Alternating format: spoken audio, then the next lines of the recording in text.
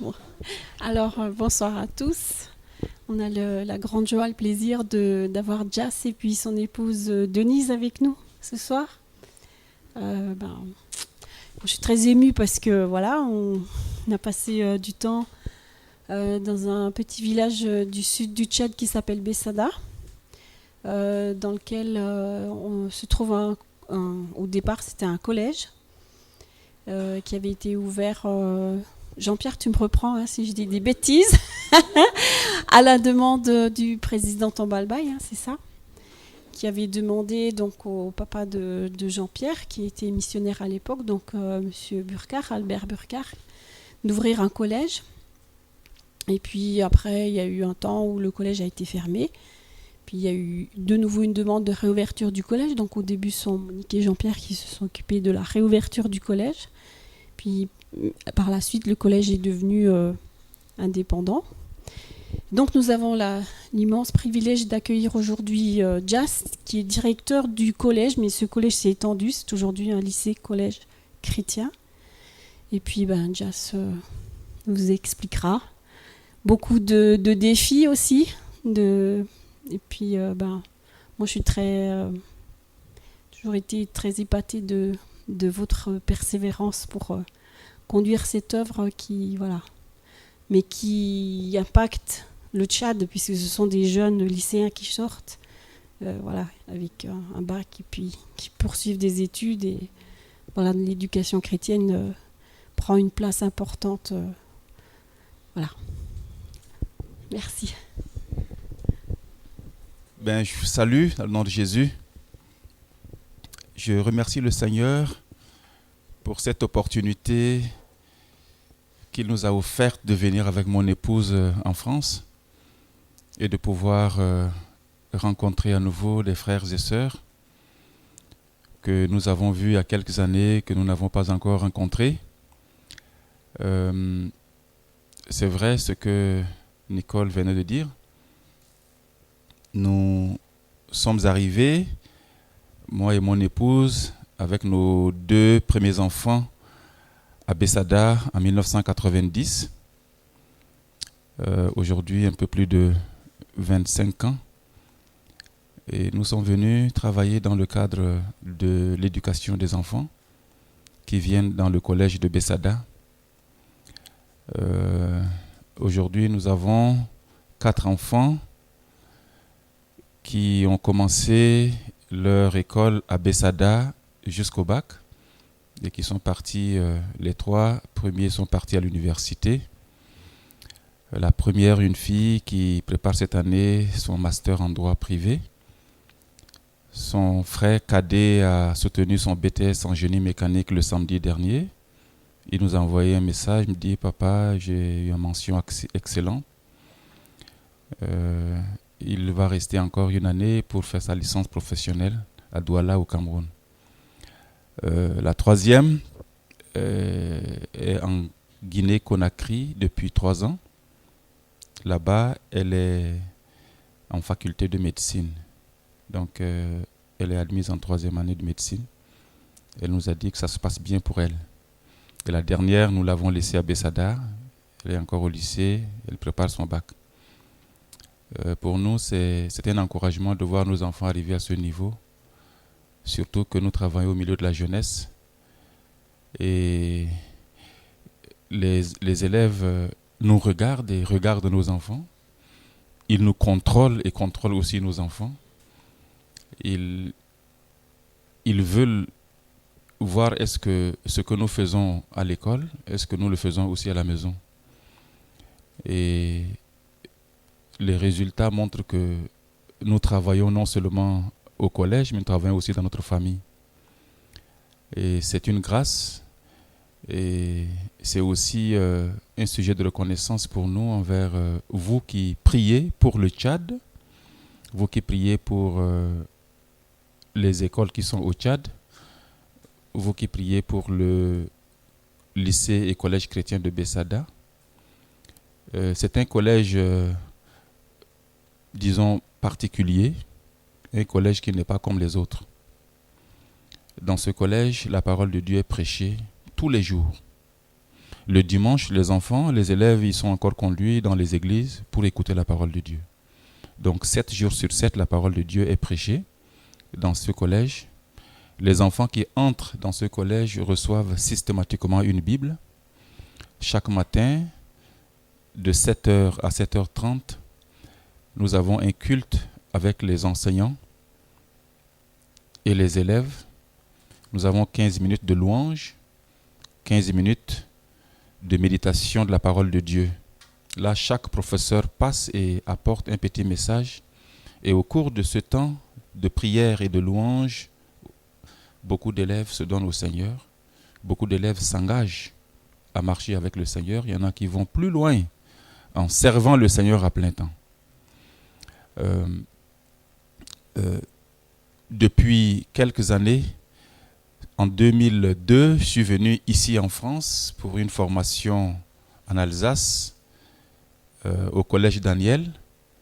Et à mon retour, le gouvernement du Tchad a convoqué le responsable de la mission, à cette époque, le frère Pascal Bonaz, pour lui dire, mais ça fait longtemps que vous êtes ici, ce collège fonctionne et vous n'évoluez pas, nous aimerions que vous avanciez vers le second cycle.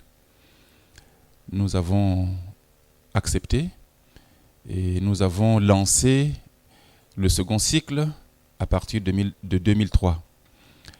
Et 3 ans plus tard, en 2006, nos élèves que nous avons recrutés en seconde sont arrivés en terminale. Nous les avons présentés au baccalauréat. Tous étaient admis. Et depuis cette date, les gens qui sont au Tchad tournent leurs yeux vers le collège pour regarder qui travaille dans ce collège, quel est ce collège, pourquoi ce résultat, parce que c'est un résultat sans pareil au Tchad. Sachant que le niveau scolaire dans ce pays est très très bas, je peux dire presque nul. Je dis ça parce que depuis 4 ans, je suis dans la commission, dans le jury du baccalauréat au niveau national. Donc je suis affecté, chaque année on m'affecte dans différents centres du pays, jusqu'au nord du Tchad, pour présider le baccalauréat. Et en présidant les centres de bac depuis 4 ans, j'ai vu qu'il n'existe pas de niveau au Tchad. En 2012, j'étais presque au nord, à la porte du nord, à Mao, dans le Canem. Dans mon centre, j'avais 900 candidats. Et à la fin, au résultat, il y avait 12 admis. Donc cela montre que le niveau n'existe presque pas. Et le collège chrétien de Bessada évolue dans ce contexte particulièrement difficile pour apporter un enseignement un peu différent. Dans le contexte tchadien, on peut dire que c'est un enseignement de qualité. Apporter aussi la parole de Dieu pour accompagner les jeunes qui entrent dans ce collège. Et les objectifs que nous voulons atteindre, c'est de permettre à chaque enfant de trouver sa place dans la société tchadienne et dans le monde, mais aussi d'être disciple du Seigneur Jésus-Christ là où le Seigneur va le conduire. Et nous avons vu que ce travail demande un engagement de la part de ceux qui dirigent, un engagement de la part de ceux qui enseignent, un engagement aussi avec les parents. Et le lycée collège chrétien de Bessada, j'ai essayé de regarder un peu en arrière comment ce collège a été créé et comment il évolue jusqu'à ce moment-là. Et j'ai trouvé que c'est vraiment une œuvre que Dieu même a décidé qu'elle existe dans ce coin du pays. C'est vrai, Nicole a dit, il est créé par Papa Albert Bucard, à la demande de son ami le président de la République du Tchad, qui était un membre de l'Église, qui était moniteur d'école du dimanche, et qui finalement est devenu président de la République. après quelques années, eh bien, le président a changé de caractère, de comportement et s'est tourné contre la parole de Dieu. Mais malgré tout ça, ce collège a évolué sans affronter une opposition, une persécution quelconque, jusqu'aujourd'hui. Et après Tombalbaye, les présidents qui se sont succédés, c'est des régimes musulmans. Mais le collège chrétien de Bessada n'a jamais eu à affronter une quelconque persécution. Sinon, tous les régimes qui se succèdent ne font que encourager ce collège à avancer. Et nous recevons même dans ce collège les enfants de musulmans, les enfants de grandes personnalités de l'État qui envoient leurs enfants pour qu'on les éduque dans la parole de Dieu, pour qu'on les instruise dans la parole de Dieu. Et cela a permis d'avoir les yeux ouverts sur ce travail, sur l'importance de ce travail, sur l'engagement que chacun doit prendre pour continuer ce travail. C'est ça qui nous a motivés, moi et ma famille, de rester jusqu'à aujourd'hui, 25 ans. C'était, pour ceux qui ont vu Bessada, bon, ceux qui ne connaissent pas, c'est un village de brousse. Et si tu veux que tes enfants réussissent, tu ne peux pas les garder longtemps dans un tel village. Mais nous avons accepté et le Seigneur nous a bénis d'une manière particulière. Le lycée collège chrétien de Bessada, j'ai dit que c'est un établissement pas comme les autres. C'est vrai. Parce que les jeunes qui sortent de ce collège, de ce lycée, eh bien, ils sont appréciés. Ils sont appréciés dans le pays. Ils prennent de plus en plus de responsabilités. Il y a un qui n'est pas loin du poste de ministre. Il est secrétaire au secrétariat général du gouvernement. Donc, il gère tout ce qui est parc automobile du gouvernement tchadien. Et il y a beaucoup de médecins qui sont sortis de là. Il y a des hommes en tenue. Aujourd'hui, depuis que nous sommes là, quand on rencontre les gens, ils nous demandent mais comment ça se passe au Tchad, Boko Haram? Est-ce que vous n'êtes pas inquiétés au Tchad? Nous avons aussi des élèves qui sont sortis du collège, qui sont au front contre Boko Haram. Et un est parti de chez moi-même. Il est dans l'armée et son papa m'a dit ton enfant est au front, il faut prier pour lui.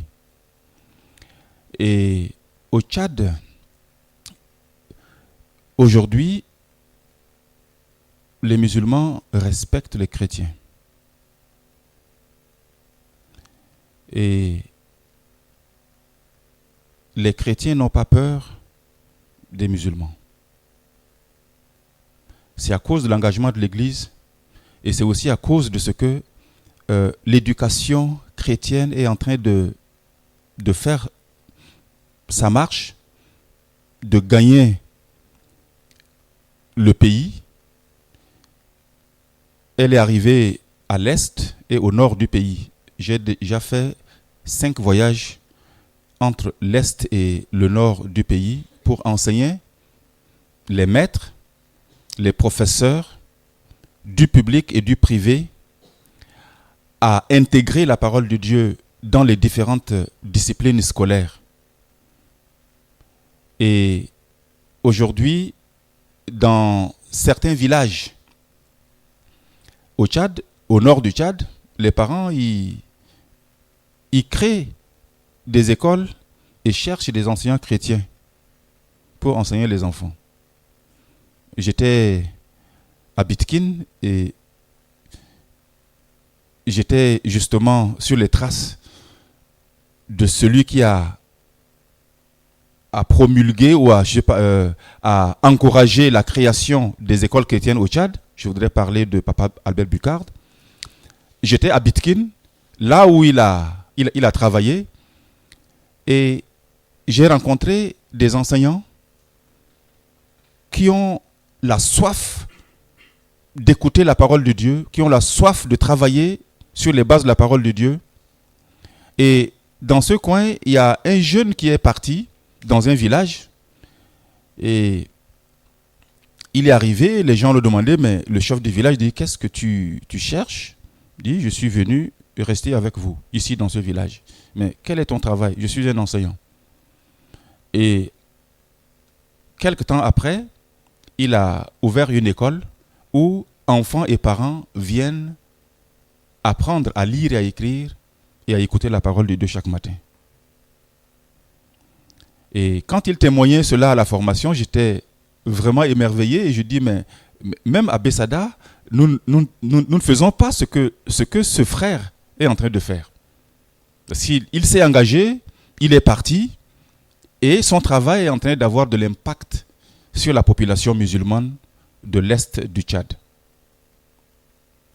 L'éducation chrétienne est la protection d'une nation.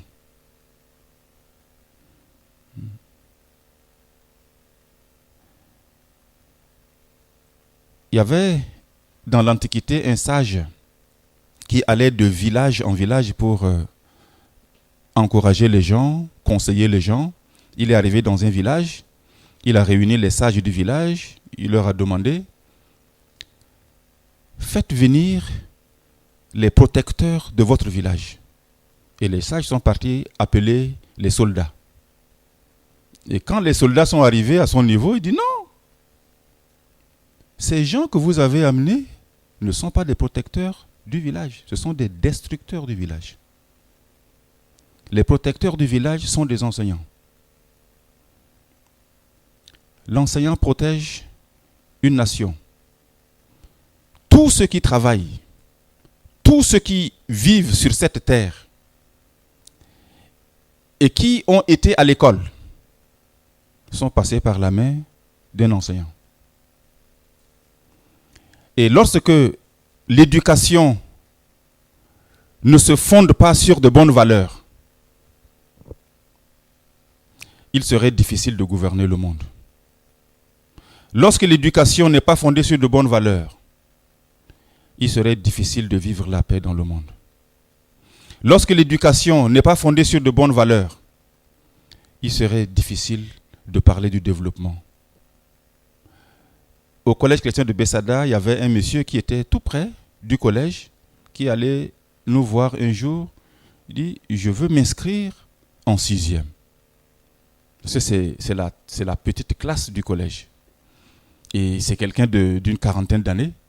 Et nous lui avons dit, mais ton âge ne te permet pas de venir en 6e. Tu peux aller plutôt au cours du soir. Et il est reparti, mécontent. Et au village, il a dit, je veux être inscrit à l'école pour apprendre l'instruction civique afin de détruire le pays avec les autres. Et on m'a refusé. Il veut aller à l'école pour apprendre le civisme, pour détruire le pays avec les autres. Et ce qu'il a dit est profond. C'est les gens qui détruisent le pays, les gens qui détruisent le monde, ce sont les intellectuels. C'est ceux-là qui ont développé leur intelligence, mais sans Dieu. C'est ceux-là qui détruisent. Mais lorsque une connaissance est fondée sur la parole de Dieu, elle va faire du bien. Elle ne peut que faire du bien autour de lui. Lorsqu'une connaissance est fondée sur la parole de Dieu, elle ne peut pas faire du mal. Et j'aimerais citer ce passage de Jésus qui dit, tu aimeras le Seigneur ton Dieu de tout ton cœur, de toute ton âme, de toute ta force et de toute ta pensée. Et tu aimeras ton prochain comme toi-même. La pensée est faite pour aimer Dieu. Donc la pensée doit être au service de Dieu. La pensée ne doit pas être au service de l'homme, Mais la pensée doit être au service de Dieu. Et être au service de Dieu, c'est servir son prochain. Être au service de l'autre, c'est de l'aimer, c'est de contribuer à sa vie, à son développement, c'est de permettre à ce que ton frère vive comme toi, c'est de permettre afin que ton frère puisse connaître celui qui t'a fait du bien et que tu aimes. Et la pensée ne peut pas servir Dieu lorsqu'elle n'est pas entraînée vers Dieu. La pensée ne peut pas être entraînée vers Dieu lorsque personne ne s'engage à aider cette personne à s'orienter, à se tourner vers le Seigneur.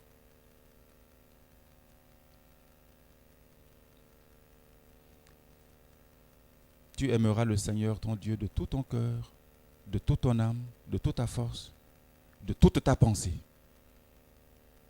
Et dans le monde, depuis la réforme, la pensée est séparée. La pensée est renvoyée de la présence de Dieu. La pensée n'est plus au service de Dieu. Le sacré ne doit pas aller avec le profane.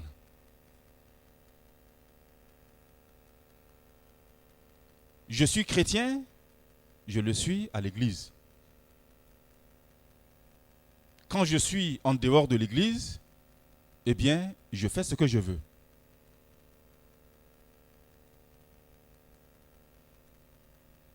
Je suis chrétien lorsque je viens dans le temple pour adorer Dieu. Lorsque je suis en présence de Dieu au sein de l'église, je suis chrétien. Quelqu'un avait des problèmes avec son frère. Il a dit, attends que je dépose ma Bible et puis on arrange les choses. Ça veut dire que Dieu est strictement dans la parole, dans sa parole, dans la Bible. Mais lorsque la Bible est loin, Dieu n'est pas là, donc on peut faire ce qu'on veut. Mais Jésus ne dit pas ça. Il dit que tu dois l'aimer avec ta pensée, avec ton cœur, avec ta force, avec tout ce que tu as. Tu dois l'aimer non seulement dans son temple, mais là où il te place. La pensée, eh bien, n'est pas seulement faite pour travailler et pour gagner de l'argent ou bien gagner sa vie, mais la pensée est faite pour aimer Dieu.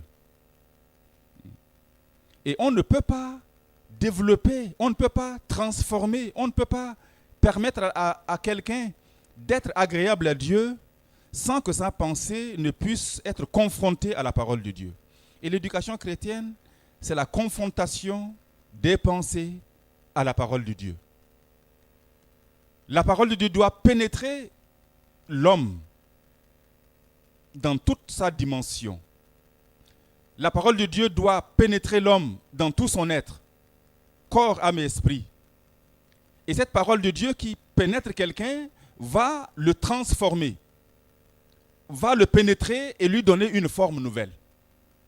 Et l'apôtre Paul a dit, si quelqu'un est en Christ, il est une nouvelle créature. Si une personne se plonge dans le Seigneur, il est une nouvelle créature. Mais lorsque quelqu'un plonge seulement son pied dans le Seigneur, eh bien, la partie qui n'est pas plongée ne peut pas être agréable à Dieu. Et si sa tête n'est pas dans la parole de Dieu, eh bien, il va servir le Seigneur avec ses membres, mais sa pensée est ailleurs. C'est le message que nous apportons au Tchad, au travers de l'éducation chrétienne partout où nous irons. Et bien que le pays est à majorité musulmane, l'Église est respectée. L'Église est respectée, oui, parce que c'est l'éducation chrétienne qui fait son travail, mais les églises ne sont pas très cohérentes dans ce pays. C'est chacun campe sur sa position. Mais l'école ne peut pas suivre la manière de faire de l'Église. Mais l'école devient un outil de réconciliation des familles. Nous acceptons ceux qui connaissent Dieu, ceux qui ne le connaissent pas, ceux qui s'opposent à la parole de Dieu, nous les acceptons. Nous leur prêchons chaque matin, nous leur témoignons de l'amour de Dieu, nous leur montrons le chemin de la vie, nous leur expliquons en leur permettant de lire eux-mêmes dans la Bible ce que Dieu dit. Et en fin de compte, ces jeunes repartent vers les parents et disent la parole de Dieu est meilleure. Et les familles changent. Les familles changent. Les familles se réconcilient. Les gens qui étaient autrefois contre la parole de Dieu sont devenus des serviteurs de Dieu grâce à l'école. L'école est un outil efficace. J'étais au Cameroun, à Douala, chez un ami pasteur qui m'a invité dans son église. Et à la fin du culte, nous étions partis visiter un centre genre orphelinat. Et lorsque nous étions arrivés, il y avait une femme avec des enfants dans une maison. Et dans ses bras, il y avait un bébé borgne. On l'a demandé, mais qu'est-ce qui s'est passé? Il a dit, mais cet enfant, je l'ai pris à la poubelle. Et les fourmis ont mangé son œil. Alors, mon ami qui m'a invité commençait par pleurer. Et lorsqu'on était sorti de la maison, il me dit, Jas, je vais ouvrir un orphelinat. J'ai dit, pourquoi faire? Il dit, pour accueillir les enfants que les mamans jettent à la poubelle. Et puis je dis, mais tu en auras des milliers et tu ne peux pas en prendre soin. Ce qu'il faut faire, c'est de créer une école et d'enseigner les filles, les garçons à aimer Dieu. Alors ils ne vont pas jeter leurs enfants à la poubelle. Alors il dit, c'est vrai ça. Oui, c'est vrai. L'école est un outil fort, est un outil efficace, un outil de réconciliation, un outil de consolation. L'école est un outil de libération. L'école est un outil de protection. Aujourd'hui, il est difficile au Tchad que les gens se lèvent un matin et tentent de détruire l'église. C'est difficile. Parce que les musulmans savent que sans l'église, sans les enfants qui sortent des écoles chrétiennes, qui ont la crainte de Dieu, rien ne marchera dans ce pays. Rien.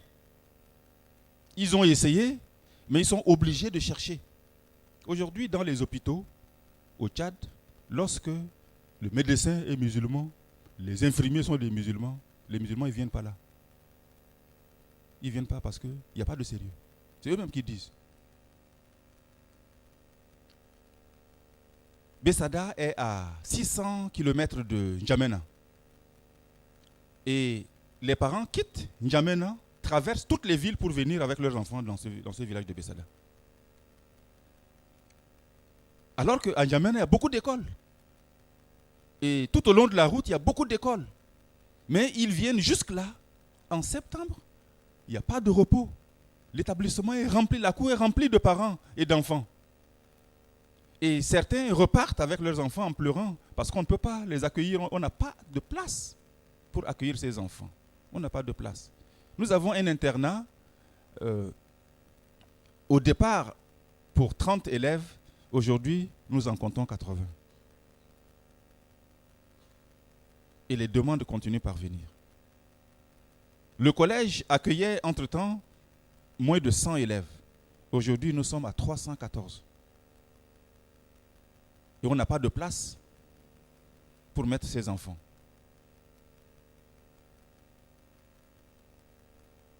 Et en octobre, en janvier, je pense, non, en novembre dernier, le 12 novembre, les militaires ont débarqué au collège chrétien de Bessada. On ne sait pourquoi. Moi, j'étais malade, j'étais couché, on m'a appelé au téléphone, dit Jas, les militaires viennent, il faut fuir. Je dis, je ne peux pas fuir. Je suis allé à leur rencontre et j'ai vu le gouverneur avec les militaires. Je dis, Excellence, monsieur le gouverneur, qu'est-ce qui vous amène chez nous? Il dit, nous sommes venus vous protéger.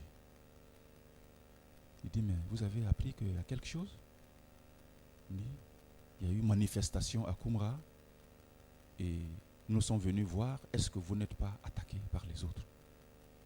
Je dis, non, nous ne sommes pas attaqués par qui que ce soit ici. Et je dis, Excellence, votre arrivée là nous fait plus de mal que de bien. Regardez que les élèves, en voyant les militaires, ont fui dans la brousse. Voilà les cahiers abandonnés, voilà les livres qui sont par terre. Je l'ai montré dans 3 classes.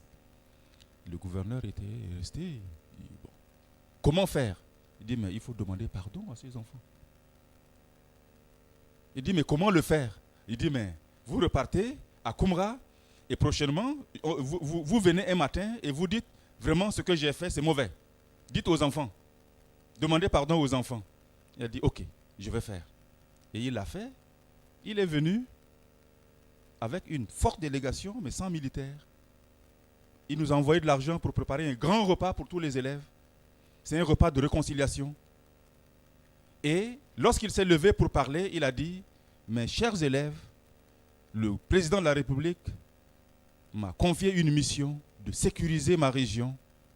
C'est pourquoi je suis venu la fois passée, mais c'était très mal organisé, que beaucoup ont été blessés, et je vous demande pardon.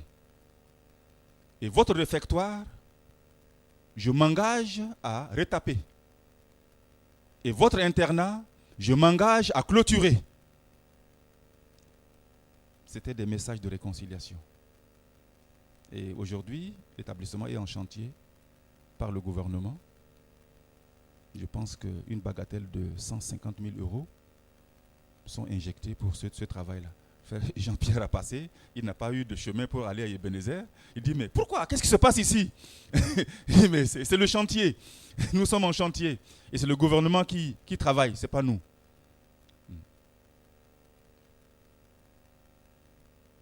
L'éducation chrétienne est la protection d'une nation.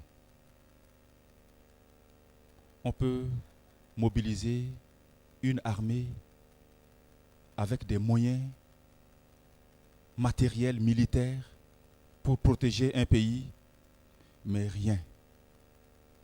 C'est seul un cœur transformé, seule une pensée transformée qui peut garantir la paix dans une nation.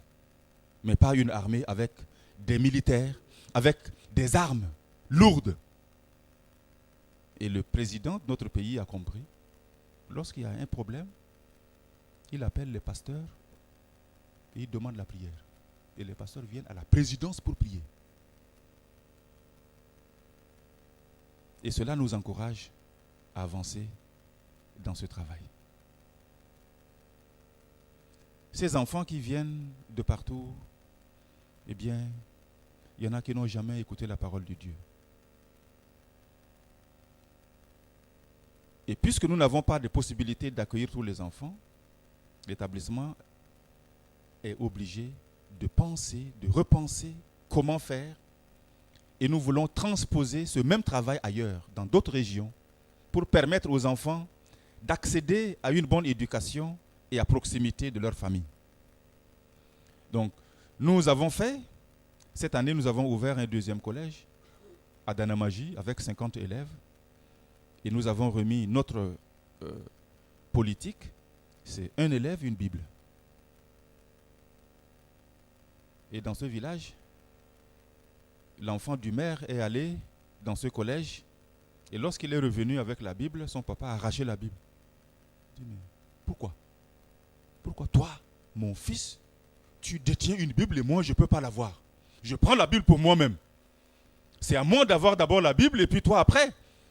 Et le pasteur était obligé de payer une autre Bible au maire. Nous avons dit non, les élèves doivent venir à l'école avec leur Bible. Donc, on ne peut pas permettre que les parents arrachent la Bible des enfants. Il y a la soif de la parole de Dieu. Grâce à l'école, les gens qui ne peuvent pas lire la parole de Dieu lisent la parole de Dieu. Les gens qui n'ont jamais entendu la parole de Dieu entendent la parole de Dieu. Parce que les enfants, lorsqu'ils rentrent à la maison, ils ouvrent leur Bible et ils lisent. Ils lisent et les parents écoutent. Et ça intéresse les parents. Ça bouleverse les familles. Je dis, mais quel est ce genre d'école? Il y a beaucoup d'écoles chrétiennes au Tchad. Mais le lycée collège chrétien de Bessada est un établissement très particulier par sa façon de faire. Tout se fait sur les bases de la parole de Dieu. Et nous n'avons pas peur, nous n'avons pas honte. Nous le faisons devant tout le monde. Les gens nous conseillent. Les gens qui passent, notre plaque est juste sur la route, lycée collège chrétien de Bessada, et les gens disent, mais non, mais est-ce que ce n'est pas gentil de mettre lycée évangélique ou bien lycée protestant? Parce que le mot chrétien, là, est-ce que ça dérange? Je dis, non, ça ne dérange pas. Nous sommes des chrétiens. Nous sommes des chrétiens. Nous sommes des gens comme Christ. Et nous agissons comme Christ. Nous n'allons pas nous cacher pour montrer, pour ne pas dire aux gens que nous sommes des disciples du Seigneur Jésus-Christ. Les gens qui ont donné ce nom, ils ont été inspirés et nous restons sur ce qu'ils ont dit. Nous n'allons pas changer. Et aujourd'hui, cet établissement avance. Je profite pour demander la prière pour ce collège. Il a fonctionné depuis 1970. Après les événements qui ont frappé le pays, ont fait que les portes de ce collège ont été fermées. C'était rouvert en 1984. Et en 1998, la mission s'est retirée de la gestion du collège pour confier la responsabilité aux Tchadiens, à nous. Les professeurs sont tous des Tchadiens. Eh bien, c'est un défi important. Je disais à un professeur, je dis, lorsque tu arrives dans une entreprise et avant toi, la personne qui a posé son pied avant toi, là, si son pied est plus long, tu auras de la peine à continuer ce travail. Et le collège a été géré par des expatriés, des Canadiens, des Français, des Suisses. Et brutalement, le Tchadien doit prendre la place. Eh bien, ça attire la jalousie parce que le blanc, c'est l'argent. Le blanc, c'est la richesse matérielle. Donc, là où le blanc vit, il y a beaucoup d'argent. Et c'est effectivement là où nous habitons, puisque le blanc est parti, et nous venons habiter exactement dans la maison du blanc. Ça veut dire que nous restons aussi sur l'argent. Alors la persécution a commencé. La persécution a commencé jusqu'à ce qu'on ait perdu un frère. Et lorsque ce frère est parti, on m'a demandé de partir aussi.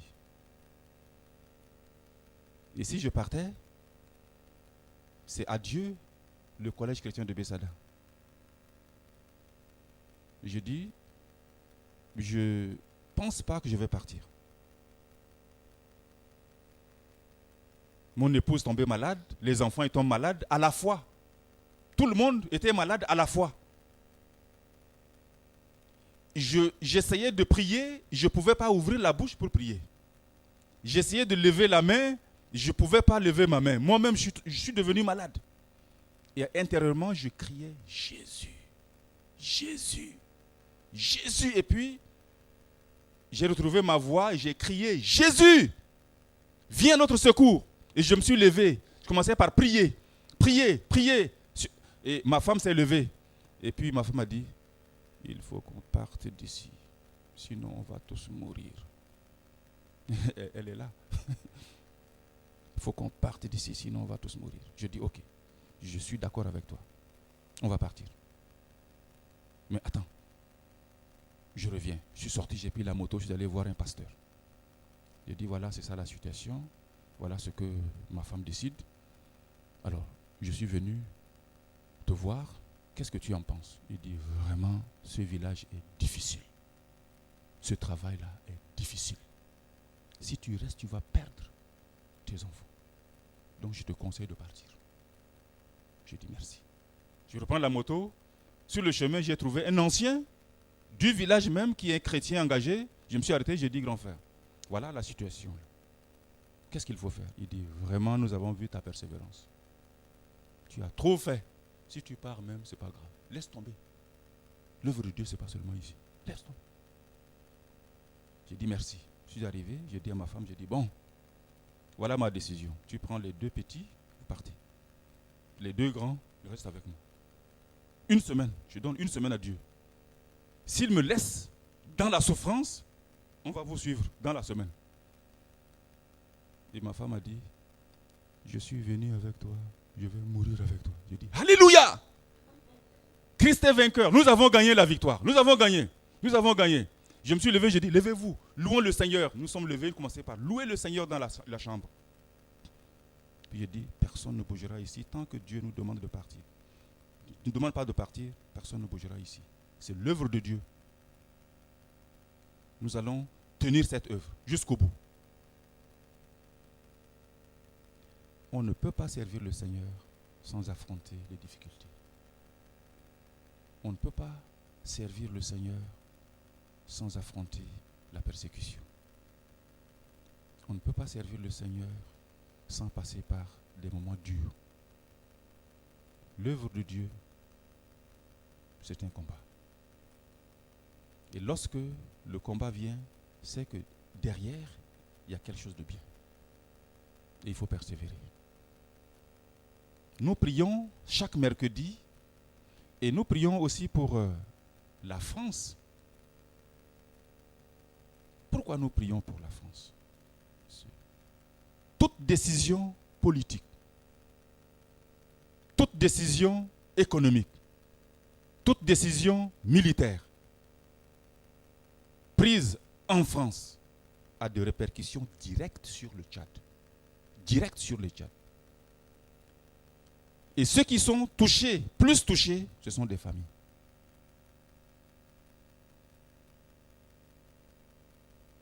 Lorsque la France est touchée par la parole de Dieu, le Tchad vit bien. Lorsque ceux qui gouvernent la France n'ont pas la crainte de Dieu, les gens qui nous gouvernent là-bas n'auront pas aussi la crainte de Dieu. C'est pour être reconnu dans ce pays du Tchad au niveau politique, il faut venir ici en France. Si tu ne viens pas, personne ne te reconnaît. Pour prétendre être responsable à haut niveau de l'État au Tchad, il faut venir ici. Si tu ne viens pas, personne ne te reconnaît. Ça veut dire que tu viens pour recevoir des choses, des enseignements, des orientations, des conseils. Et on ne peut pas donner le conseil à quelqu'un d'aller faire quelque chose qui doit glorifier Dieu lorsque l'enseignant lui-même n'a pas la parole de Dieu. Tel père, tel fils. Je ne peux que communiquer mes valeurs à mes enfants. Quelles sont mes valeurs? Ce sont des choses sur lesquelles j'ai fondé ma vie. J'ai fondé ma personnalité. J'ai fondé toute ma vie, tout mon être. Voilà le grand défi de prière et d'intercession et d'encouragement pour les chrétiens de France, les chrétiens d'Europe, les chrétiens de tous les continents. Il y a quelques années, avant la mort de Kadhafi, des responsables libyens sont venus à Bessada pour un projet où une route devait partir de Tripoli jusqu'à Bessada. La route de l'islamisation du Tchad. Et la réunion a eu lieu en face du lycée collège chrétien de Bessada, dans la maison du président de la République. Nous sommes au courant de la présence de ces gens. Nous avons écouté ce qu'ils ont dit, ce qu'ils ont décidé. Et pendant que j'étais en formation ici en France, il y avait une Américaine qui nous a enseigné. Et je suis resté en contact avec elle. C'est une femme de pasteur. Je lui ai envoyé un message. Je dis, priez pour nous parce qu'il y a un mauvais projet qui se prépare. Et elle m'a répondu, dit, Jas, si vous voulez faire face à ces problèmes, multipliez les écoles chrétiennes dans votre pays. Vous allez voir que les choses vont se calmer. C'était sa réponse. J'ai dit, ah ouais, c'est vrai. Multiplier les écoles chrétiennes.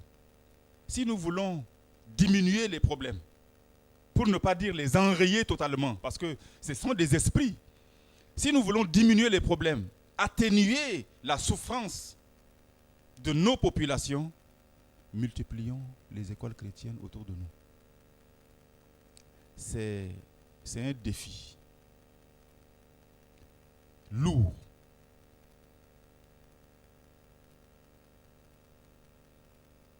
Et ça ne serait pas facile même pour les églises de France.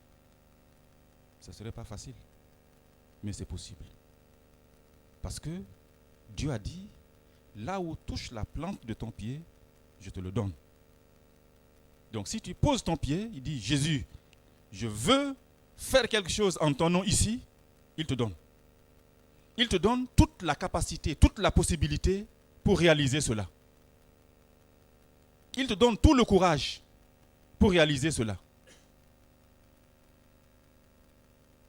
Nous avons 50 ans avec mon épouse et nous travaillons depuis, nous nous consacrons pour le collège de Bessada. Et une école chrétienne n'a pas d'argent.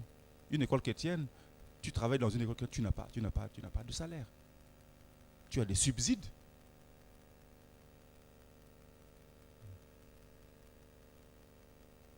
Lorsque Nicole était là-bas, eh bien, le salaire que nous avions, c'était moins de 50 € que nous recevons par mois.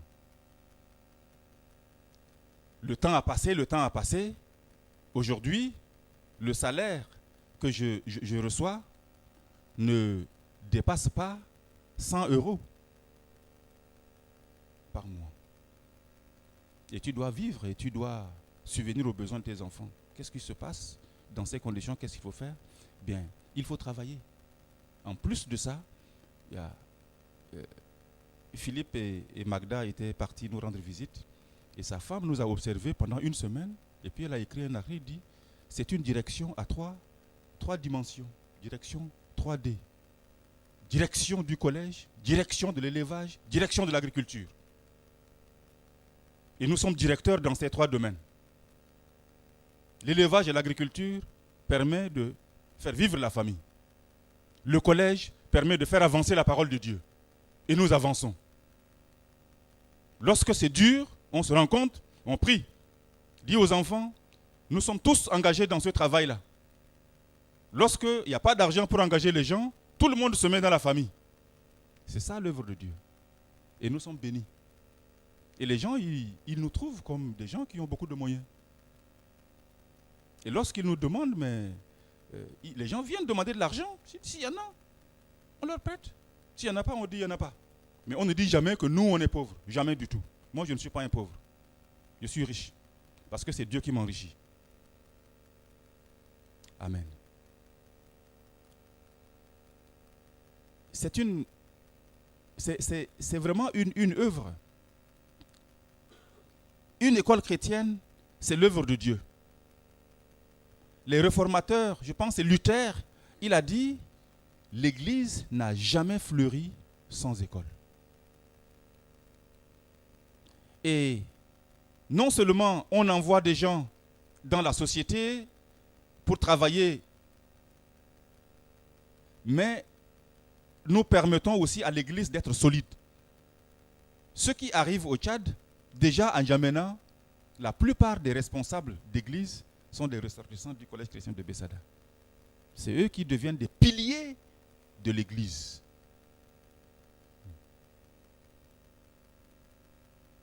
Les églises qui sont dans la région de Bessada, eh bien, les piliers, ce sont des ressortissants du collège chrétien de Bessada.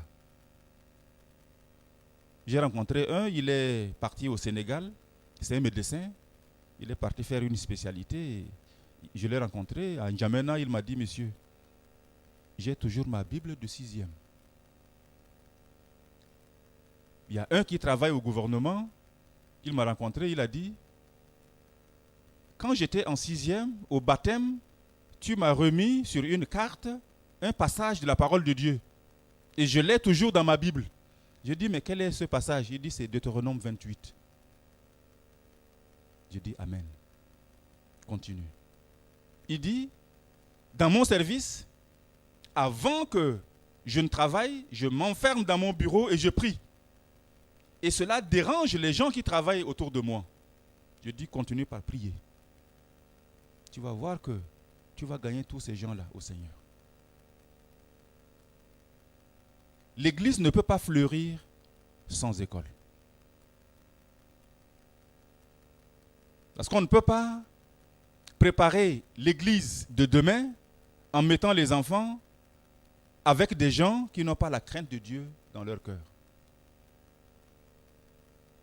Ils vont les dérouter.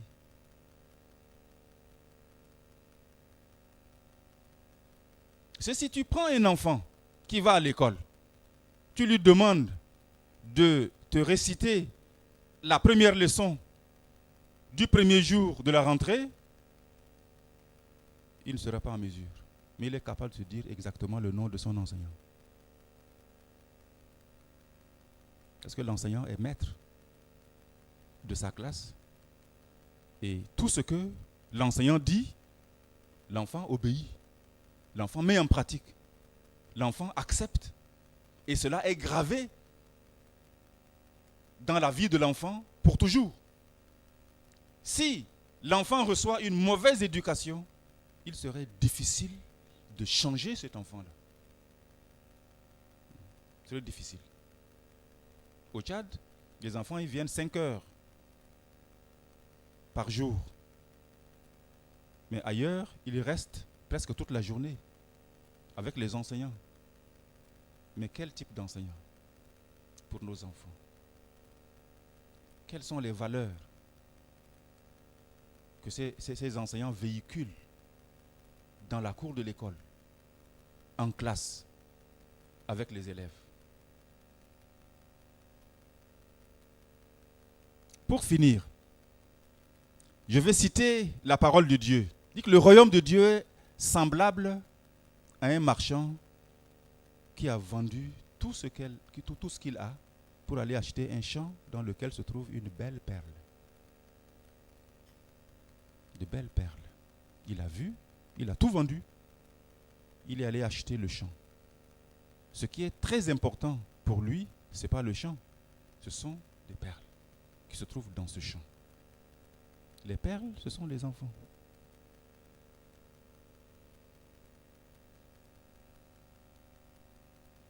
Dans nos pays démocratiques, on dit que l'enfant appartient à l'État. Et le jour où l'enfant va voler, on ne cherche pas l'État, mais on cherche les parents. Ça veut dire que l'enfant n'appartient pas à l'État, mais à une personne. C'est un parent. Donc si un enfant mal éduqué, un enfant criminel, va faire la honte de ses parents, eh bien, il est du devoir des parents de s'occuper de son éducation, de son instruction, de véhiculer à cet enfant des valeurs qui sont les siennes, les leurs, les valeurs des parents, pour que l'enfant puisse suivre les parents, être comme les parents, agir comme les parents, pour qu'il devienne l'honneur des parents. Nous n'allons pas laisser nos perles, comme disait Jésus, au nez des pourceaux. Mais nos perles doivent être entretenues. Nous devons racheter les champs dans lesquels se trouvent nos perles pour les mettre à l'abri. nous mettons nos enfants à l'abri. Mais nous les laissons partir dans le monde pour qu'ils brillent dans le monde. Nous les mettons à l'abri, mais nous les laissons partir dans le monde afin qu'ils deviennent du sel autour d'eux. Nous les protégeons par la parole de Dieu, mais nous les laissons partir dans le monde afin qu'ils témoignent au monde, qu'ils communiquent des bonnes valeurs au monde. Et c'est une semence de tous les jours dans la vie de nos enfants.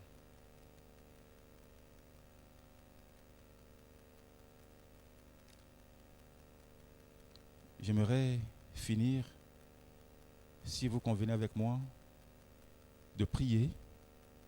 Prions pour la vision nouvelle pour nos enfants, dans leur instruction, dans leur éducation de tous les jours, que ce soit au Tchad, que ce soit en France, que ce soit ailleurs. Tous les problèmes qui se passent dans ce monde est un problème d'éducation. Rien que l'éducation.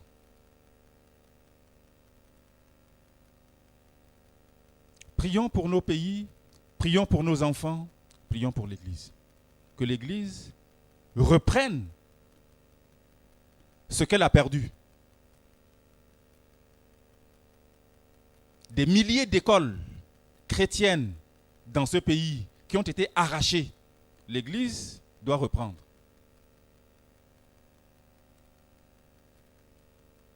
Là où l'ennemi a mis son quartier général, l'Église doit reprendre. Et c'est possible. C'est possible.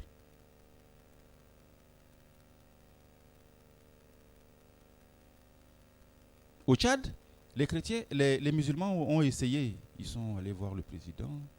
Ils disent, mais la mosquée qui est au centre de la ville, la mosquée Roi Faisal, c'est construit par un non-musulman, un païen.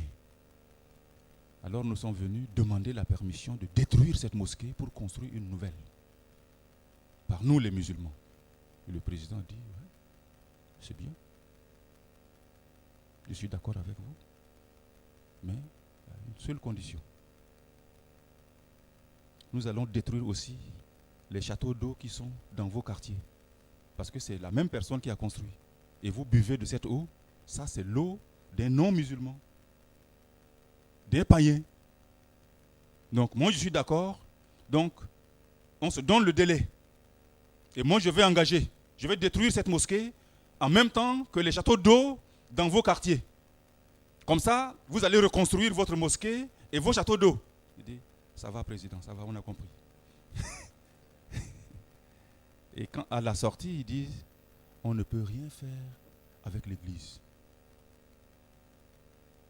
Parce qu'il est avec l'Église. Le président, il est avec l'Église. Il n'est pas avec nous. Il est avec l'Église parce qu'il sait que l'Église apporte la vie. L'Église apporte la protection du pays. L'Église assure la sécurité du pays.